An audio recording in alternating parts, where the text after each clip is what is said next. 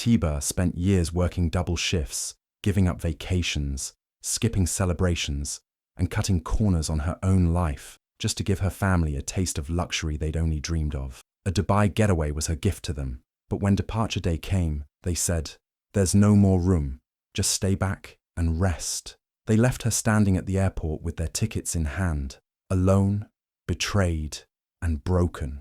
What they didn't know was that Zoba, the quiet airport staffer who witnessed the scene, would change the entire story. And when Tiba finally arrived in Dubai, it wasn't as a guest, but as something far more powerful. Tiba was a kind and quiet woman from Lusaka who worked hard every single day as a tailor. Since she was just 19 years old, she had taken on the responsibility of taking care of her whole family. Her father had no job, her mother stayed at home, and her brothers and sister were younger and always looking up to her for support. For 11 long years, Tiba worked double shifts, skipped birthdays, and didn't buy anything nice for herself, just so her family could eat well, go to school, and live comfortably. But this year felt special.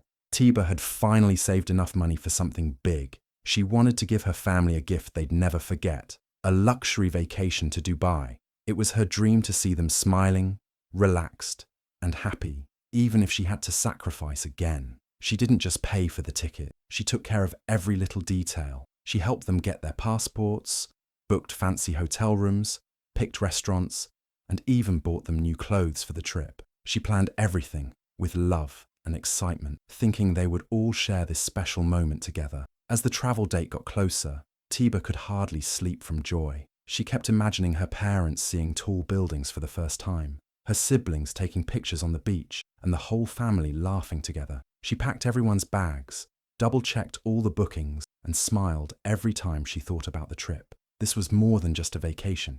It was her way of saying thank you to the people she loved the most. What she didn't know was that her dream was about to be crushed in the most painful way. While Tiba was busy ironing their clothes, double-checking the travel plans, and dreaming about their smiles in Dubai, something cruel was happening behind her back. Her own family, the people she had sacrificed so much for, were laughing at her in secret. Her mother and siblings would sit together in the living room, scrolling through Instagram, saying things like, "Tiba is too dull to be in our pictures," and "she'll ruin the vibe in Dubai with her old-school looks and boring outfits." They said she looked too local and wouldn't match the glamorous image they wanted to post online. They didn't care about her love, her efforts, or the years she worked just to make them happy. All they cared about was how they would look in photos. Saifo, her older brother, did something even worse. Without telling Tiba, he invited his girlfriend to join them on the trip. He knew there wasn't enough money for another person, but he didn't care. He secretly used Tiba's emergency savings, the small money she had kept aside in case someone got sick or needed help during the trip. He used it just like that, with no guilt, all for someone who didn't even live with them. The family started making quiet plans to leave Tiba behind. They convinced themselves it was fine, saying things like, "She won't mind," and "She's used to staying behind anyway." They said the trip would be better without her. "She'll just slow us down," her sister whispered one night. "Let's just tell her there was a mix-up, or that her seat was cancelled," their mother suggested. They all agreed. No one stood up for her. No one remembered the years of food she put on the table, the school fees she paid, or the times she went hungry so they wouldn't have to. They made a plan. On the morning of the flight, they would act surprised, pretend there was no seat for Tiba, and leave her behind like it was nothing. They had the cameras ready, their clothes packed, and smiles practiced for Instagram stories. Meanwhile, the one person who made it all happen, Tiba, was completely unaware, still thinking this trip was about family love and unity. The morning of the flight finally came, and Tiba was glowing with joy. She woke up very early, made sure everyone's bags were packed, and even carried most of the suitcases herself. She wore her best outfit, simple but clean, and her heart was full of excitement. She had imagined this day for so long, seeing her family smile, enjoy the airport, get on a plane together for the first time. She believed this was going to be the happiest moment of her life. When they arrived at the airport, Tiba was the one doing all the talking, helping with passports, guiding everyone like a proud mother. But as they got to the check-in counter, something strange happened. Her family suddenly looked confused.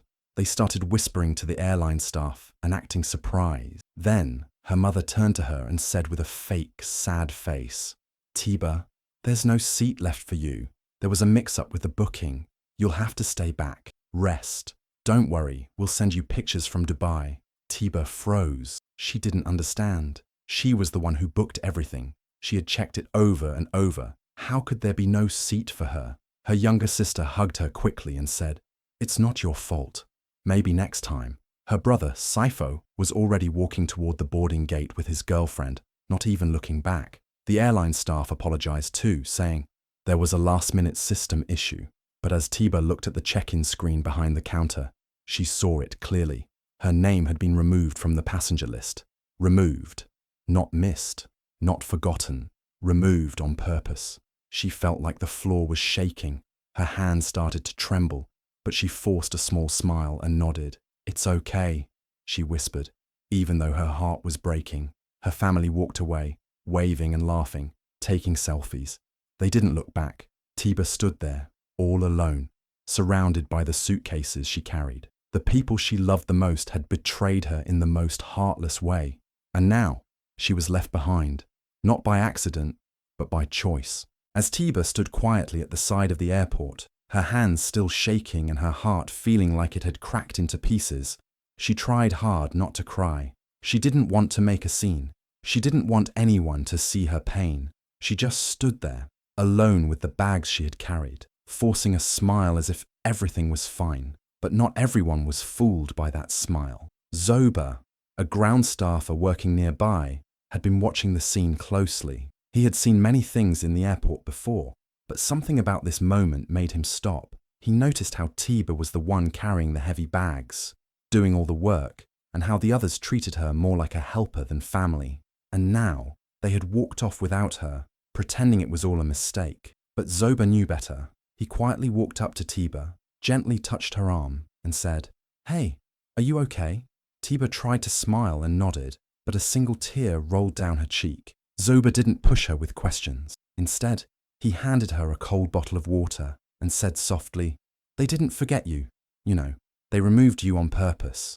Tiba looked up at him, confused. He continued, "I saw the screen. Your name wasn't missing.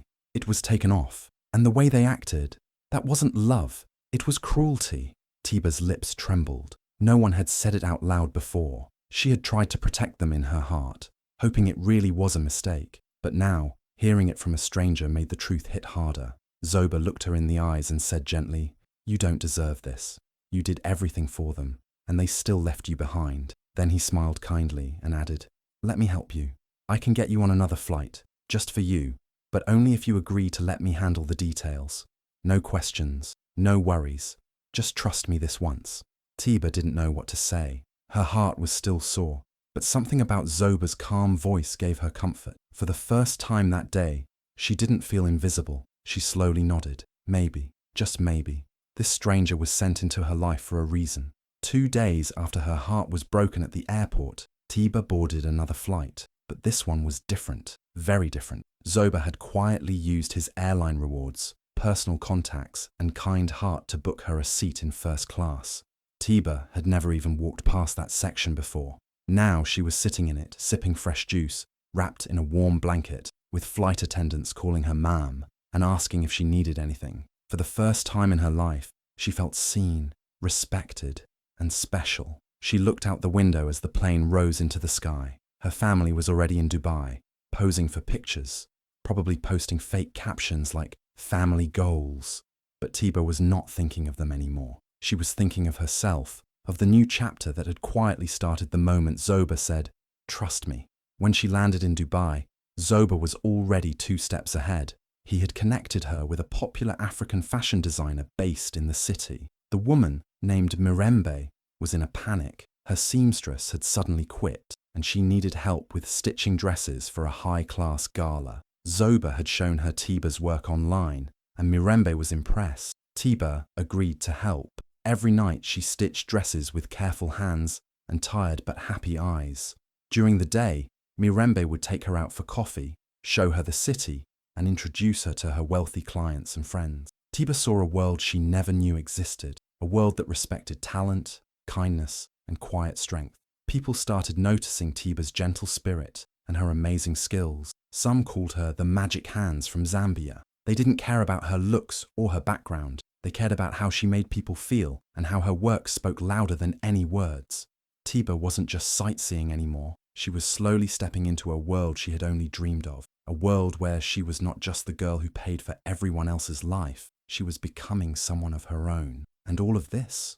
Her family had no idea it was happening. They thought they left her behind. But the truth was, they had pushed her into the best season of her life. The moment Tiba's family landed in Dubai, their excitement began to fade. They were laughing and taking selfies, ready to show off their dream trip online. But when they arrived at the Airbnb Tiba had paid for, something was wrong. The host looked confused. "Sorry," he said. "Your booking was cancelled. The payment didn't go through." They thought it was a mistake. They checked their emails, argued with the host, but nothing worked. The booking was gone. No place to stay. Panicking, they rushed to a nearby hotel, hoping to check in and fix things later. But at the front desk, another surprise hit them. The hotel card, the one Tiba had given them earlier, was now declining. Again and again, the receptionist swiped it. Nothing. No money. The family looked at each other, nervous and confused. Sifo, the older brother, whispered to their mother, "Call Tiba. She'll fix this." But that wasn't the only problem. Sifo's girlfriend, whom he had secretly brought along using Tiba's emergency money, got into trouble at immigration. Her visa wasn't properly arranged. She didn't have the right documents. She argued with the officers, making a scene. People stared. The family was embarrassed and overwhelmed. Everything was falling apart. With no hotel room, no working card, and now immigration trouble, they had no choice. They called Tiba. Sifo's voice was soft now, almost shaking. "Tiba, please. We're in trouble. The Airbnb is gone. The hotel card isn't working, and there's an issue at immigration. Can you help us, please?" Tiba looked at her phone, saw the caller ID, and calmly answered. Her voice was peaceful. "Hi, Sifo. I'm in a meeting right now. I'll call you back later." Then she hung up. No shouting, no tears, no begging, just calm power. After years of being used, Tiba finally realized she owed them nothing. The night of the big gala finally arrived. It was held at the famous Burj Khalifa, the tallest building in the world. Lights sparkled everywhere, music played softly, and luxury cars lined the entrance.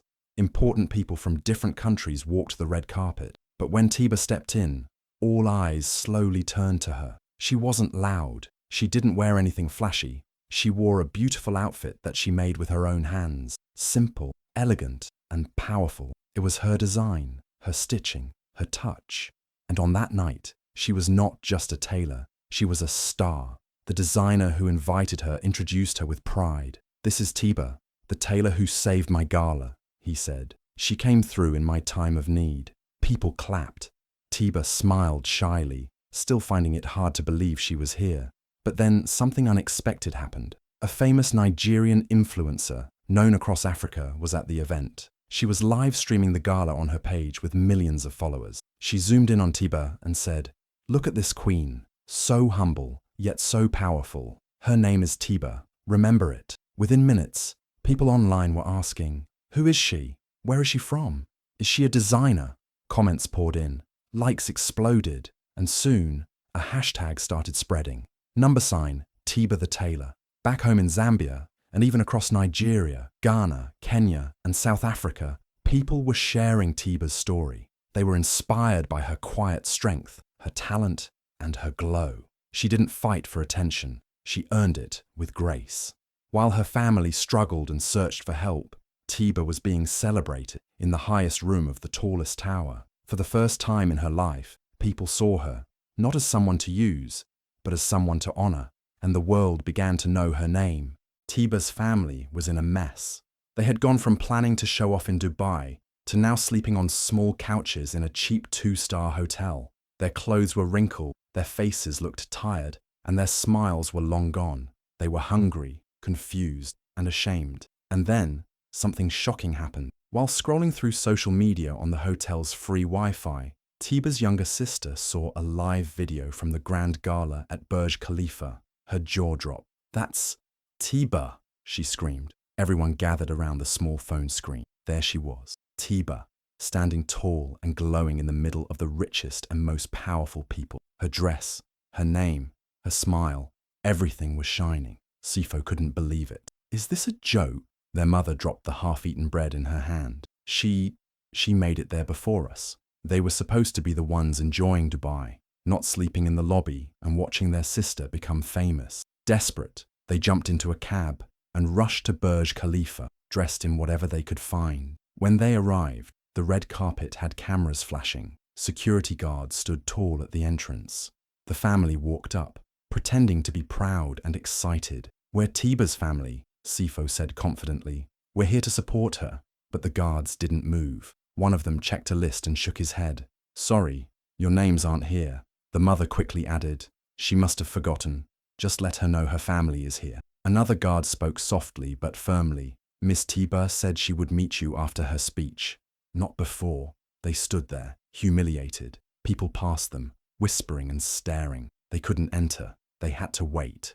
For once, they were the ones outside looking in, just like how they once left Tiba behind at the airport. But this time, Tiba was no longer the one begging for their love. They were the ones now begging for her attention. After giving a powerful and emotional speech at the gala, Tiba stepped outside. The lights were bright, cameras were still flashing, and people were clapping for her. But right there at the entrance, she saw them, her family, her mother, Sifo, her younger sister, and brother, all kneeling on the floor in their wrinkled clothes, tears in their eyes.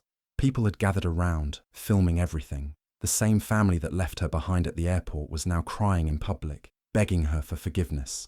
Tiba stood still for a moment. Her heart was heavy, but her face stayed calm. She walked toward them slowly. Her mother tried to hold her feet, crying, "Please forgive us." Sifo said, "We were wrong. You didn't deserve it." The crowd watched silently, some whispering, others recording. Tiba gently helped them up, one by one. She hugged each of them, but her face showed no anger, no joy, just peace. Then she leaned in and softly whispered, "I forgive you." Her mother started to smile, thinking everything was okay now. But then Tiba added, still calm, "But I've learned something. Being family doesn't mean I should let you walk over me. I am not your doormat." There was silence. Her family froze, unsure of what to say. The crowd was still watching. Tiba turned to an assistant, who handed her a small envelope. She gave it to her mother and said with a polite smile, "These are your return tickets home. I've booked them for tomorrow morning." Her voice was soft but strong. Then she stepped back and nodded once, then turned and walked away. Her family stood there, holding the tickets, realizing she had changed. The old Tiba, the one they could use, control, and mock, was gone.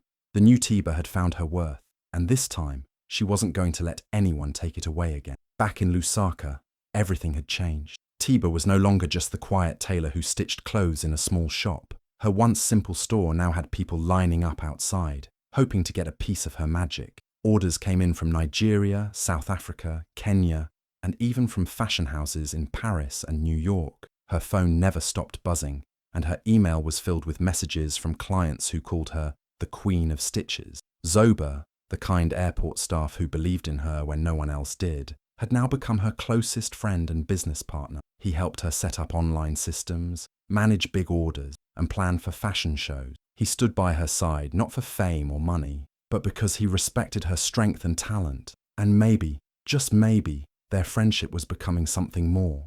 Tiba didn't brag or boast. She simply worked hard, stayed focused, and walked with quiet confidence. Her face was on magazines, her designs were worn by celebrities, and still, she remained humble. People who once ignored her were now trying to get her attention. Even reporters came by her shop, hoping to hear her story. Meanwhile, her family told neighbors, "Tiba is busy these days," pretending like everything was fine. They acted proud, as if they had always supported her, but deep down, they knew they had lost her trust. Tiba didn't cut them off completely. She just stopped bending over backward for them. She had drawn her line. Tiba was no longer just the sister, the daughter, or the one always giving. She had become her own woman, a powerful woman who turned betrayal into blessing. The trip they tried to steal from her had become the start of her real journey. She was now everything they said she could never be, and more. If this story touched your heart, don't scroll without sharing it. Let the world know that quiet people can rise the loudest. Type "Rise Tiba, rise" in the comments if you believe that betrayal can be the beginning of greatness, and follow for more powerful stories. that prove the underdog always wins in the end.